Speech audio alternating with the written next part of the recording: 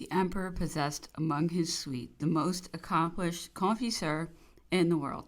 Monsieur Perron daily supplied his table with the most elaborate and really sometimes the most elegant designs in patisserie, spun sugar in triumphal arches, and amber palaces glittering with prismatic tints. They looked as if they had been built for the Queen of the Fairies, after Her Majesty's own designs. Napoleon often sent us in some of the prettiest of these architectural delicacies, and I shall always continue to think of the bonbons from the atelier of Monsieur Perron, more exquisite than anything I ever tasted.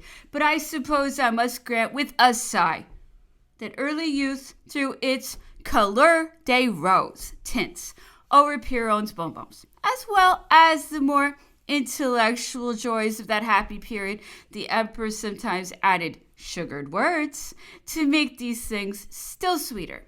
On New Year's Day, a deputation consisting of the son of General Bertrand, Henri, and Tristan, Madame Montsont's little boy, arrived with a selection of bonbons for us, and Napoleon observed that he had sent his Cupidons to the Graces. The bonbons were placed in crystal baskets covered with white satin napkins on Sevres plates. The plates I kept till lately, when I presented them to Lady Burdett, who had shown my mother and myself many very kind attentions, and they were some of the last presents I possessed of Napoleon's many little gifts to me, with the exception of a lock of his hair, which I still retain, and which might be mistaken for the hair of an infant, from its extreme softness and silkiness.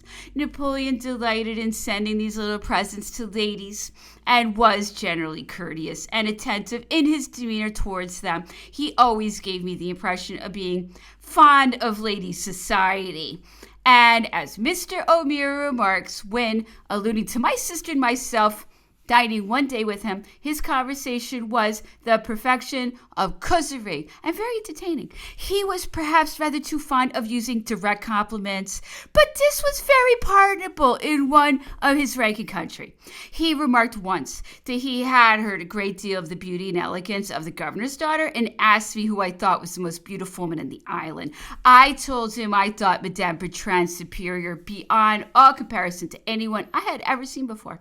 My father had been greatly struck with her majestic appearance on board the Northumberland, and I always thought everyone else sank into insignificance when she appeared, and yet her features were not regular, and she had no strict pretensions to beauty, but the expression of her face was very intellectual, and her bearing queen-like and dignified. Napoleon asked me if I did not consider Madame Montson pretty. I said no. He then desired Marchand to bring down a snuff box, on the lid of which was a miniature of Madame Montson. It certainly was like her, and very beautiful. He told me it was what she had been when young. He then recurred to Miss Blank and said Gorgo spoke in raptures of her, and has sketched her portrait from memory. He produced the drawing and wished to know if I thought it a good likeness. I told him she was infinitely more lovely, and that it bore no trace of resemblance to her. I mentioned also that she was very clever and amiable. Napoleon said I was very enthusiastic in her favor, and had made him quite long to see her. Mesdames Montson and Bertrand and the rest of his suite often came to see him at the Briars, and remained there during the day. It was quite delightful to witness the deference and respect with which he was treated by them all. To them he was still the Grand Emperor. His every look was watched, and each wish anticipated, as if he had still been on the throne of Charlemagne. On one of these occasions, Madame Bertrand produced a miniature of the Empress Josephine, which he showed to Napoleon. He gazed at it with great emotion for a considerable time without speaking. At last, he exclaimed it was the most perfect likeness he had ever seen of her, and told Madame Bertrand he would keep it, which he did until his death.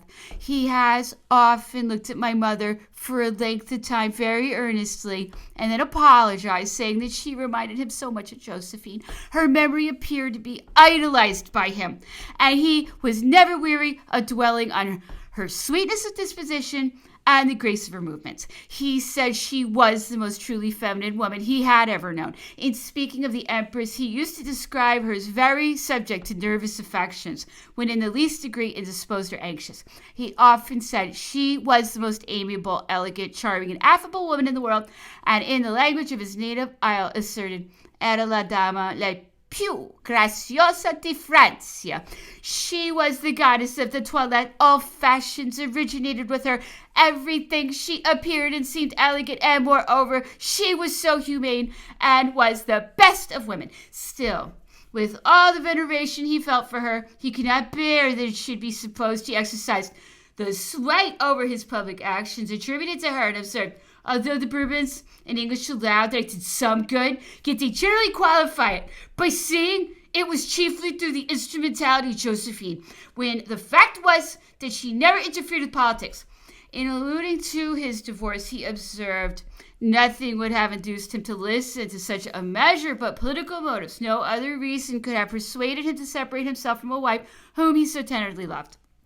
But he thanked God that she had died in time to prevent her witnessing his last misfortune. She was the greatest patroness of the fine arts that had been known in France for a series of years. She had frequently little disputes with Denon and even with herself. And she wanted to procure fine statues and pictures for her own gallery instead of the museum.